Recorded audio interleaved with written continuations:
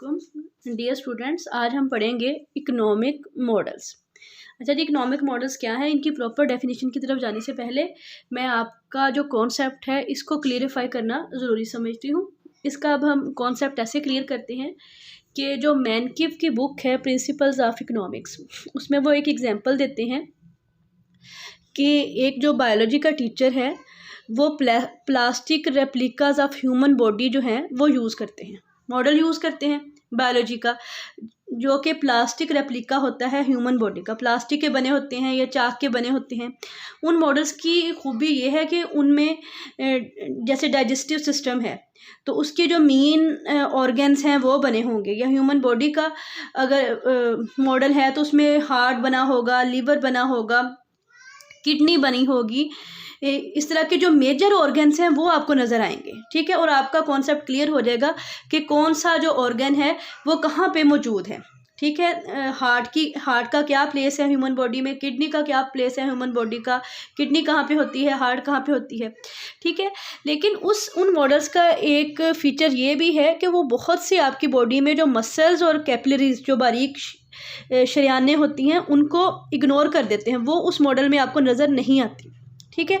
सिर्फ मेजर जो ऑर्गन्स हैं वो आपको उस मॉडल में नज़र आएंगे, ठीक है।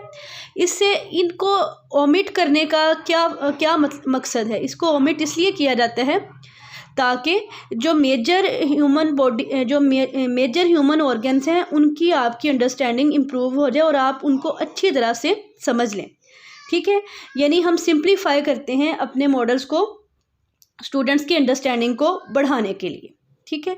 इसी तरह सेम वे में जो एक इकोनॉमिक्स का मॉडल है वो प्लास्टिक के मॉडल्स तो नहीं होते, लेकिन वो इक्वेशंस और डायग्राम्स के ऊपर कंसिस्ट करते हैं, ठीक है। जो इकोनॉमिक्स का मॉडल होता है वो मुश्तमिल होता है इक्वेशंस पे, मैथमेटिकल इक्वेशंस पे और डायग्राम्स पे, ठीक है, और बिल्ट विद अजम्पशन, ठीक है। और हर जो मॉडल है वो अजम्पशन का सहारा लेता है।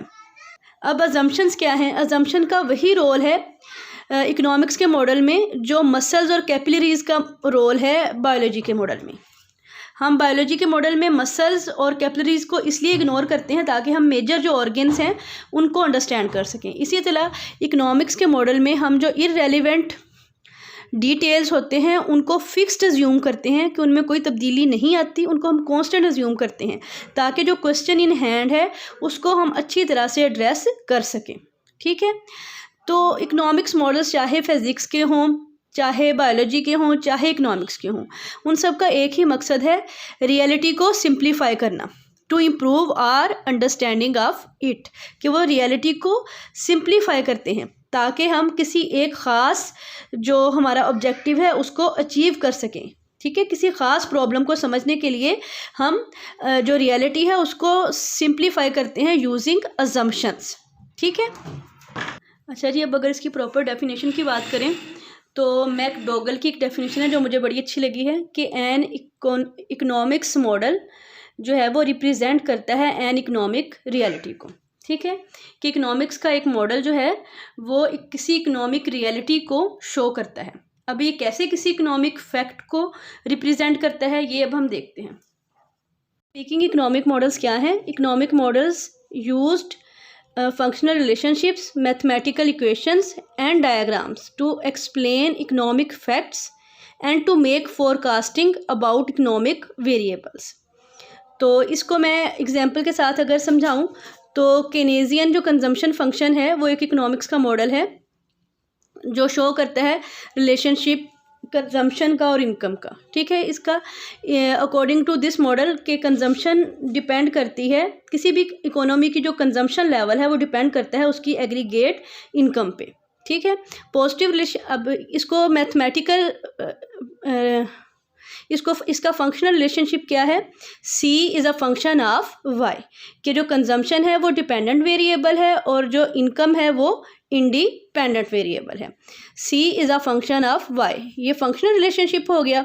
फिर इसकी मैथमेटिकल इक्वेशन क्या है, C is equal to C nought plus small C Y. Mathematical equation से ये रिलेशनशिप और क्लियर हो गया, जिसमें बताया गया कि कंजम्पशन के दो फंक्शन हैं, सी नोड और स्मॉल सी वाई। सी नोड क्या है, ऑटोनोमस कंजम्पशन है, जिसका इनकम के ऊपर जो कि इनकम के ऊपर डिपेंड नहीं करता। और स्मॉल से वाई क्या है, ये इंड्यूस्ड कंजम्पशन है, जिसका इनकम के साथ पॉजिटिव रिलेशनशिप है, प्लस का साइन है।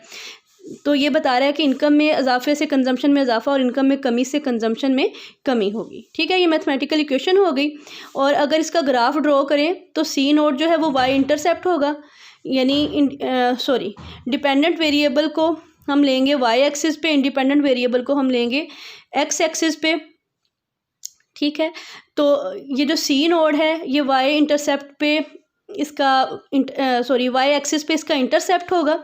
ये शो करता है consumption at zero level of income. ठीक है, इसके बाद चूंकि पॉजिटिव रिलेशनशिप है तो जैसे जैसे वाई में इजाफा हो रहा है वैसे वैसे कंजम्पशन में भी इजाफा हो रहा है। ये जो ग्राफ है स्ट्रेट लाइन है, shows a proportional relationship between consumption and income. ठीक है, तो इसने क्या इकोनॉमिक फैक्ट को एक्सप्लेन किया, वो ये है कि कंजम्पशन डिपेंड्स ऑन इनकम। ठीक है, और अब फोरकास्टिंग क्या करेंगे। कंजम्पशन जो है बेसिकली एक कंपोनेंट है एग्रीगेट डिमांड का। तो अगर हमने अपने जो कंट्री है उसकी एग्रीगेट डिमांड को बढ़ाना है तो हम इनकम को बढ़ा के एग्रीगेट डिमांड में इजाफा कर सकते हैं। अब इसका यूज़ क्या है कि if you have a depression in your economy, जैसे कि 1930s में हुआ, 2009 में हुआ, कि 1930s का जो डिप्रेशन था उसमें भी जेएम केन्स ने यही कहा था कि आप अपना जो डिप्रेशन है इसको रिकवरी की तरफ लेके जा सकते हैं just increasing your aggregate demand. और एग्रीगेट डिमांड को कैसे हम इंक्रीज़ करते हैं, बाय इंक्रीजिंग कंजम्पशन। और कंजम्पशन को कैसे इंक्रीज़ करना है, इसमें ये मॉडल आपको हेल्प करेगा, by increasing the income of the people by making transfer payments. ठीक है, बाय मेकिंग ट्रांसफ़र पेमेंट्स। 2009 में भी ऐसे हुआ था कि ट्रांसफ़र पेमेंट्स को बढ़ाया गया था। जो डेफिसिट बजट है वो फॉर्मुलेट किया गया था मुख्तलिफ कंट्रीज़ में। डेफिसिट बजट में सरमायाकारी भी की गई थी, ट्रांसफ़र पेमेंट्स को भी बढ़ाया गया था, जिनसे एग्रीगेट डिमांड में इजाफा हुआ। और एग्रीगेट डिमांड में इजाफे से इन टर्न इनकम और प्रोडक्टिविटी में इजाफा हुआ और जो इकोनॉमीज़ हैं वो रिकवरी की तरफ चली गई। Let's revise our definition of economic models. Economic models used functional relationships, mathematical equations and diagrams to explain economic facts and to make predictions about economic variables। अच्छा, जो लफ्ज़ मैंने predictions यूज़ किया है, forecasting और prediction, ये दोनों synonyms हैं, एक दूसरे की जगह पे हम इनको इस्तेमाल कर सकते हैं।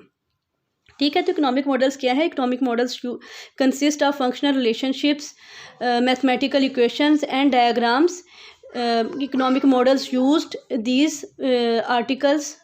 components to explain economic facts and to make forecasting about economic variables.